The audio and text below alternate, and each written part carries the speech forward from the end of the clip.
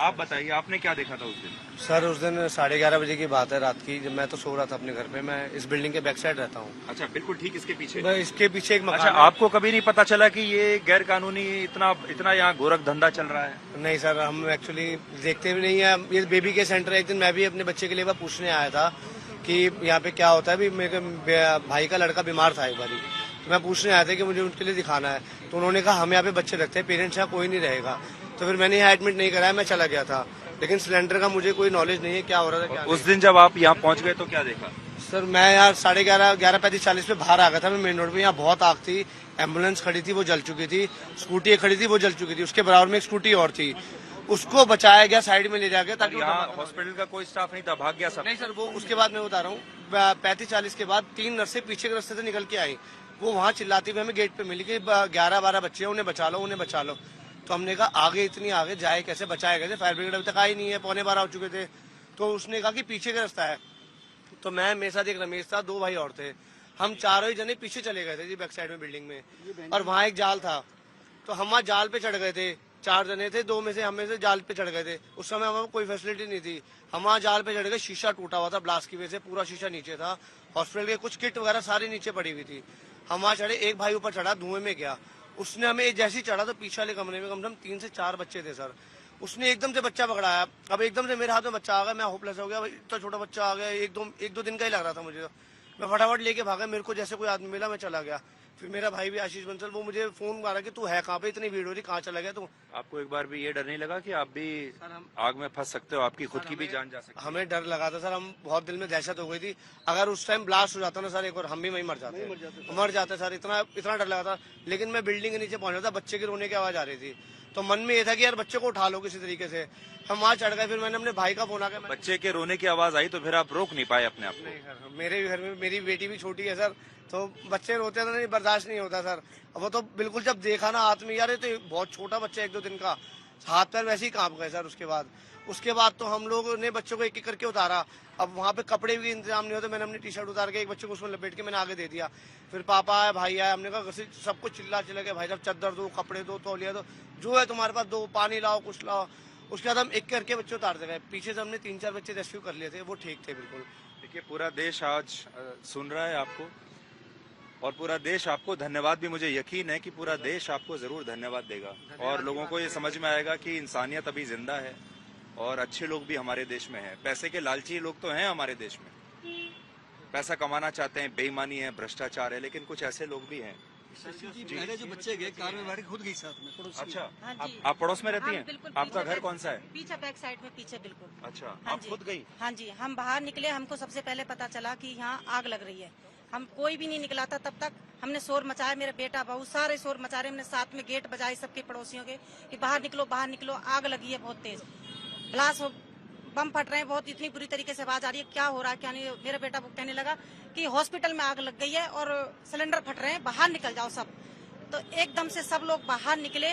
जैसे तो सिस्टर निकली थी 2-3 इसके अंदर से, पीछे से ही, तो कहने लगे अंदर बच्चे हैं उनको बचा लीजिए। वो पीछे की तरफ भाग गई थी। मैंने कहा आप रुक जाओ, देखेंगे कैसे निकालने हैं, कैसे करना है। अभी एकदम बहुत तेज आग लगी हुई है पीछे की तरफ। सब लोग, ये भाई वगैरह सब, मेरा बेटा वगैरह सब सारे पीछे से बाहर आए, ऊपर चढ़े हैं सब बच्चे पीछे की तरफ से। उन्होंने बच्चे एक एक करके बच्चे निकाले, अपनी जान पे खेल के नहीं है, कैसे करके नहीं है बच्चों को भाई किसी तरीके से। यहाँ से चढ़े थे? आगे से नहीं, पीछे से, सबने पीछे से। यहाँ से चढ़ ही नहीं सकते थे, आगे आग ज्यादा थी क्योंकि पीछे का दरवाजा खुला हुआ था। तोड़ के वो दरवाजा खोल के कैसे सिस्टर भागी है, वहीं से वो बच्चे निकाले हैं। और एक एक करके इन्होंने बच्चे, 2 बच्चे मेरी गोदी में आए थे। मैं अंदर से, कोई कपड़ा नहीं था बच्चों को, ऐसे ही ये लोग ले लेके आ रहे थे, हमें कुछ नहीं दिखाई दे रहा था उस टाइम। मैं अंदर से 2-3 चादरें निकाल के लाई। इलेक्शन खत्म हुए, कोई जश्न मना रहा है 2-3। इतने। हाँ, मैं भी यहीं, सामने मेरा घर है। जब से जैसे पता चला हम भाग के आए, तो ये बहुत बड़ा हादसा हो सकता था। इतना बड़ा हादसा होता। मैं धन्यवाद करना चाहता हूँ दिल्ली पुलिस का भी। दिल्ली पुलिस ने तुरंत आके रोड को बंद कर दिया चारों तरफ से। हाँ, उन्होंने बंद करा रास्ता, नहीं तो यहाँ से कार गुजर रही थी। जब यहाँ से वो निकला, मैं यहाँ ही खड़ा था, मैंने खुद रोका लोगों को। लेकिन वो अगर कार में वो घुस जाता, उसकी स्पीड रॉकेट की तरह थी सर। जो सिलेंडर भागा था, जो रॉकेट की तरह थी। 5 गाड़ी में जो 6 बच्चों को लेके गया, 2 चक्कर लगा के। अच्छा, खुद अपनी बैलारो में खुद चला के लेके गया। 5 बच्चे तो हम लेकर के गए थे, सबसे पहले जो हमने बच्चे निकाले थे वो 5 थे। आप भी बताइए। भाई मुझे तो पापा ऊपर से तो बच्चे दिए जा रहे थे, दोनों जो है पिता पुत्र बाप बेटे दोनों ने जी जी रेस्क्यू का काम किया।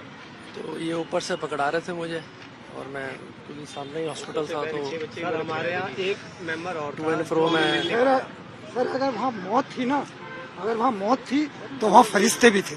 हाँ बिल्कुल।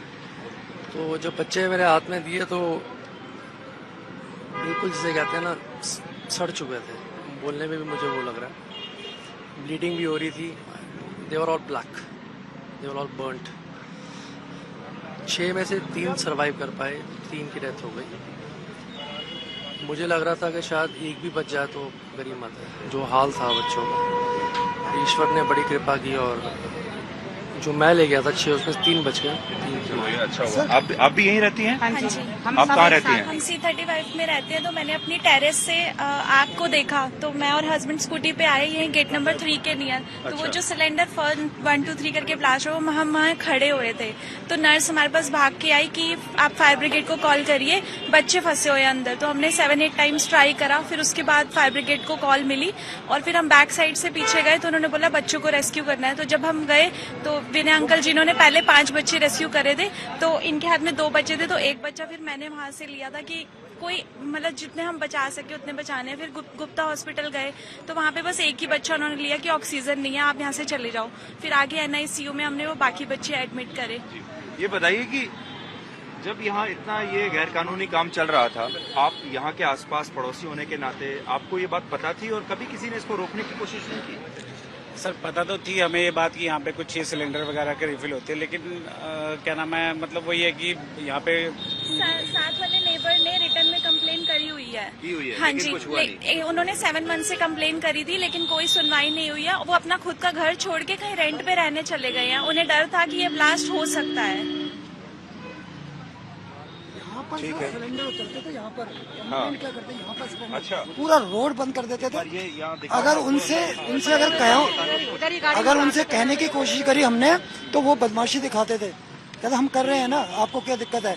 मैं कहा ये हमें ये नहीं पता था जब तक कि यहाँ पे बच्चे भी होते हैं अंदर, हमें ये कहते हैं ये सिलेंडर रिफिल अच्छा, आप सोचते थे कि ये कोई सिलेंडर रिफिल करने का दुकान है? सर डेली का काम था, कई बार तो टेम्पो आगे खड़ा होता था। और क्या बताएं सर, उनकी बदमाशी इतनी थी कि वो किसी की सुनते ही नहीं थे। कई बार कहते मैं कि यार ट्रैफिक है साथ है, आप सिलेंडर का काम करते हो, हादसे हो सकता है, रवि जी मेन बात यह है कि 12,000 पर बच्चा पर डे कैसे लिया जा रहा है। उनको रेफर करते अब मैं आप सबसे ये जानना चाहता हूँ आखिर में सबक क्या है और आप लोग क्या चाहते हैं? सर सबक तो ये है कि ऐसी जगह पर हॉस्पिटल चल कैसे रहा था, टेंशन में नहीं होना चाहिए। और दूसरी बात है कि यहाँ एडमिटेशन सोया क्यों हुआ था, प्रशासन को नहीं पता था क्या? जिसने परमिशन दी थी, जिसने NOC दी थी, वो उसको क्या पता नहीं था कि क्या मापदंड होते हैं? NOC था ही नहीं।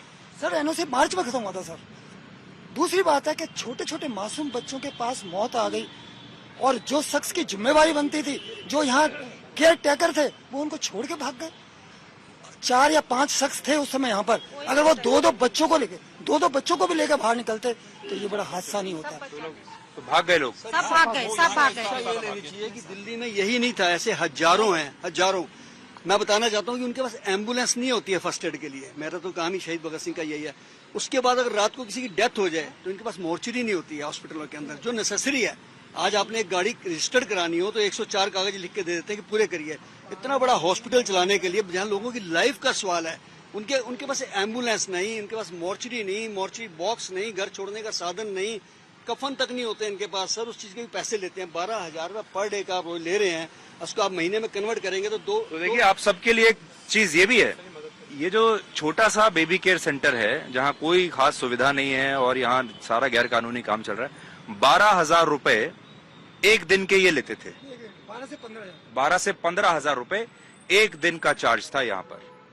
और पेरेंट्स को रहने नहीं देते थे सर, बहुत बड़ी बात पेरेंट्स नहीं रह सकता था। होने के 12 घंटे तक बच्चों के माँ बाप को बताया ही नहीं गया। ये कितना बड़ा अनगैली है। राजकुमार को बुलाइए।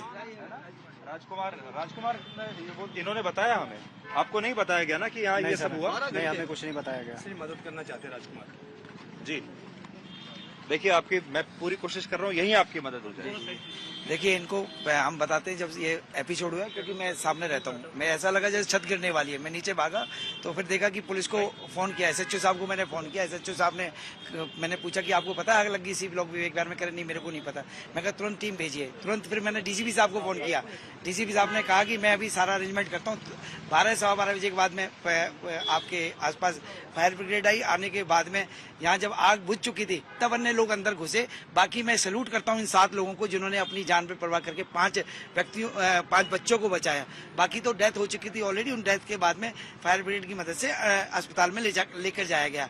तो मैं समझता हूँ राजकुमार जैसे माली है, कल इनका फोन मेरे पास आया कि इनकी क्या मदद हो सकती है? इनके तो 25,000 रुपीज है, एक तो वो हम इनको देंगे। दूसरा इनका कल मेरे पास फोन आया कि मेरे को बॉडी नहीं मिल रही है। तो मैंने एसएचओ साहब को फोन किया। मैंने कहा एसएचओ साहब उनको बॉडी नहीं मिल रही है, उन्हें बच्चे को इनको हाथ में देकर वापस ले लिया। मैं कहा इट्स नॉट राइट। मैंने कहा ठीक नहीं है ये। उन्होंने कहा तुरंत मैं दे रहा हूँ। तो तुरंत इनको फिर बॉडी। दुख की बात है। देखिए पुणे में सर हमारी मदद बहुत की इन्होंने। हमारी बॉडी में नहीं मिल रही थी तो हमने इनके पास फोन किया तो इन्होंने हमारी मदद की है। फोन करके बात किया इन्होंने तो हमें बॉडी मिली है सर। इनकी वजह से हमें बॉडी मिल पाई है। देखिए हमारे देश में जो है 2 स्थितियां हैं, 2 तरह के लोग हैं, 2 दुनिया है एक ही देश के अंदर। पुणे में आप देखो कि 3 लाख रुपए रिश्वत देके अस्पताल के डॉक्टर से मेडिकल रिपोर्ट बदलवाई जा सकती है 3 लाख रुपए देकर, क्योंकि किसी अमीर बिल्डर के बच्चे को बचाना है। और यहां जो गरीब आदमी का बच्चा जब मर जाता है तो उसकी बॉडी लेने के लिए भी एक गरीब आदमी को कहां कहां भटकना पड़ता है, कहां कहां फोन करने पड़ते हैं, किस किस से एहसान लेना पड़ता है। ये 2 मैं आपको स्थितियां आज इस देश की दिखा रहा हूं। एक वो लोग हैं जो अपने बच्चे के लिए लाखों रुपए खर्च कर देते हैं और उनको कानून उंगली तक रख नहीं सकता, और एक ये बता रहे थे कि बॉडी के लिए बात, जब हमारी बात हुई वहाँ पे कोई हमारी सुनवाई नहीं हो रही तो हमने सर के पास फोन किया था। तो इन्होंने बड़ी मुश्किल से फिर बॉडी मिली। हाँ बड़ी मुश्किल से हमें बॉडी मिली वहाँ पे। इन्होंने एसएचओ के पास फोन किया था तो हमारा जो हमने इंस्पेक्टर का नाम बताया था, ओम प्रकाश नाम के एक इंस्पेक्टर थे, उन्होंने फिर हमें फोटो दिखाई थी, बात अब जब भी आप कभी यहाँ से गुजरेंगे हाँ जी सर, कैसा लगेगा आपको? सर हम गुजरेंगे यहाँ पे तो हमारे बच्चे की याद आएगी सर यहाँ पे। सर जब तक आप है ना। अरे तो बहुत अच्छी बात हो गई, बहुत अच्छी बात हो गई शंटी साहब, ये बहुत अच्छी बात हो गई। Thank you so much Shunty साहब। बेटे जोत ने आइडिया दिया कर रहा है, इसको भी देने हैं। अरे वाह, बहुत बढ़िया राजकुमार। देखो यार आना सफल हो गया और मुझे भी बड़ी खुशी है और भी करेंगे बेटा कि देखो इतने सारे लोग तुम्हारे साथ हैं और तुम्हारे इतने सारे लोग काम आए। सर मैंने कहा था ना जी कि अगर यहाँ मौत भी है तो यहाँ फरिश्ते भी है। लेकिन सर मैं आपके माध्यम से ये पूछना चाह रहा हूँ, क्या इनको न्याय मिल पाएगा? बच्चा तो देखो वापस, बच्चा तो कभी वापस सर पैसा ही सब कुछ है। ये नाइंसाफी कब तक चलती रहेगी? और इस नाइंसाफी में गरीबी क्यों पिसेगा? वो अमीर के लिए कानून अलग क्यों है? सर अब इस पैसे से मेरा ये तो हो गया कि जिससे मैंने ब्याज पे पैसे लिए उनको मैं ब्याज के पैसे चुका दूंगा सर।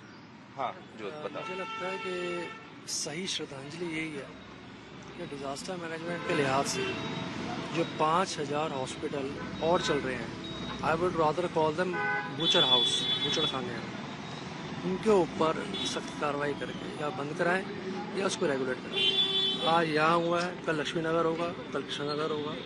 अगर ये रुका नहीं सिलसिला, बच्चे ऐसे ही मरते रहेंगे। जी बेहतर बात है कि अभी तो 3 साल नहीं हुए जो हमको झटका लगा था, जब अस्पतालों में ना वेंटिलेटर थे, ना ऑक्सीजन थी, ना बेड थे, ना स्ट्रेचर थे, ना व्हील चेयर थी, सब ना भूल गए। टिकट थी।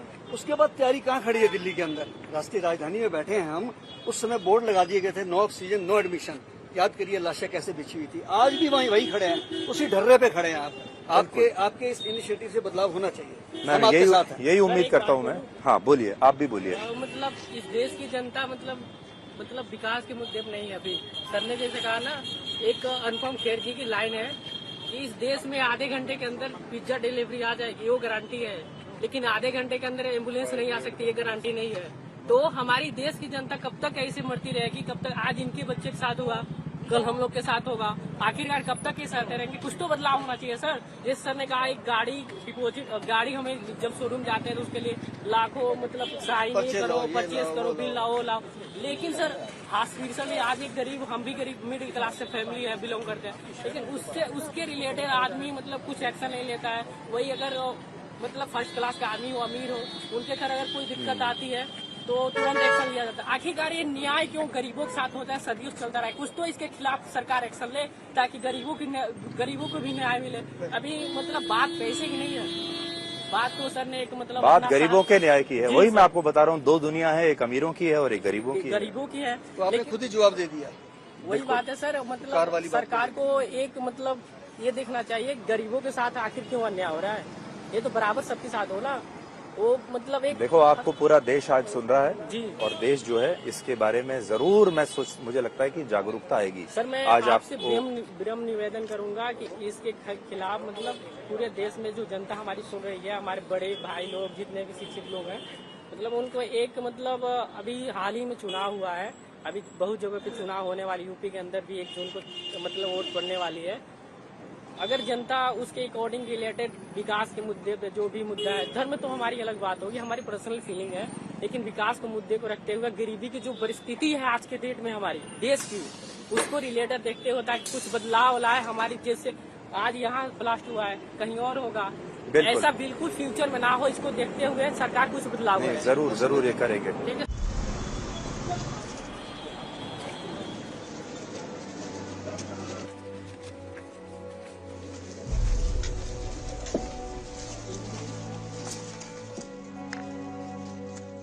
देखिए, अब हम उस अस्पताल के पीछे वाली गली में आए हैं। अभी तो हम थे उसके सामने, उसके फ्रंट डोर पर, अब हम उसके पीछे आए हैं। और ये अस्पताल देखिए, इसको अस्पताल कहना तो बड़ा बेईमानी होगी। ये जो छोटा सा बेबी केयर सेंटर था, ये पीछे से ऐसा दिखता है। इतना छोटा सा ये मकान है और यहां से ऊपर चढ़ने के बाद वो जो खिड़की जो टूटी हुई है, वहां से बच्चों को इन लोगों ने बचाया है, जो इस समय हमारे साथ खड़े हुए हैं। आप लोग ऊपर चढ़ के गए थे इसमें? बिल्कुल सर, यहाँ से 2 सीढ़ियाँ लगाई थी। हाँ। यहाँ से अंदर गए, अंदर से जो बच्चे हमें पकड़ाते थे हम बाहर पकड़ा देते, यहाँ से नीचे पकड़ाते थे, चैन बन गई। उसके बाद जैसे जोत खड़ा है, कोई और खड़ा है, विनय जी खड़ा है, ले गए बच्चे को फटाफट। अंकित जी थे, अंदर से पकड़ाते। तो आप यहीं से चढ़े थे? हाँ सर, पहले तो सीढ़ियाँ थी नहीं, तो हमने जाल पकड़ के चढ़ गए थे। तो क्या आप यहाँ से इससे इससे आपने इसको पकड़ा और फिर ऊपर चढ़ गए? हाँ जी, हमारे मेरे 3 जने और थे। हाँ। तो हम लोग जाल पकड़े सीधा ऊपर चढ़ के यहाँ खड़े हो गए थे। यहाँ से इतना ज्यादा धुआं आ रहा था कि खड़ा नहीं हो रहा था, बहुत मुश्किल हो रही थी।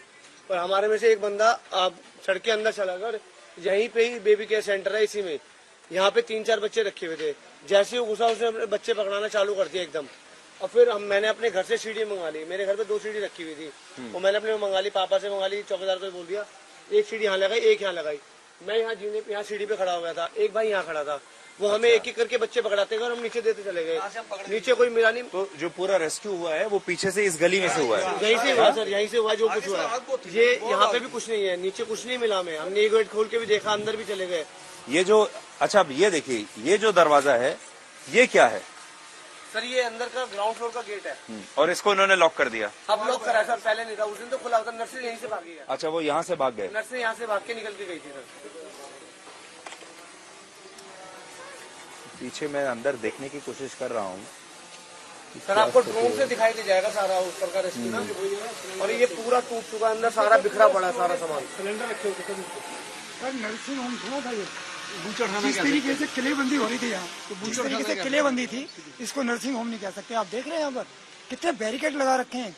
किसके लिए लगा रखे थे? क्योंकि उनको भी डर था कि हमारी स्थिति को कोई जनता देख ना ले। जी, जो डॉक्टर ऑन ड्यूटी थे, BUMS आयुर्वेदिक डॉक्टर, क्वालिफाइड भी नहीं थे बच्चों को। 7 कत्ल किए बच्चों के हैं साथ खिलवाड़। सर। एक जानवर को मारने पर सजा होती है, 7 कत्ल हुए हैं। ये कत्ल ही तो है सर, सर इनकी वजह से मरे। सर इतने वकील खड़े हैं ना उनके बचाव में, मैं उनसे गुजारिश करूंगा कि 304 नहीं, लापरवाही नहीं हुई है, ये खिलवाड़ हुई है उन बच्चों के साथ।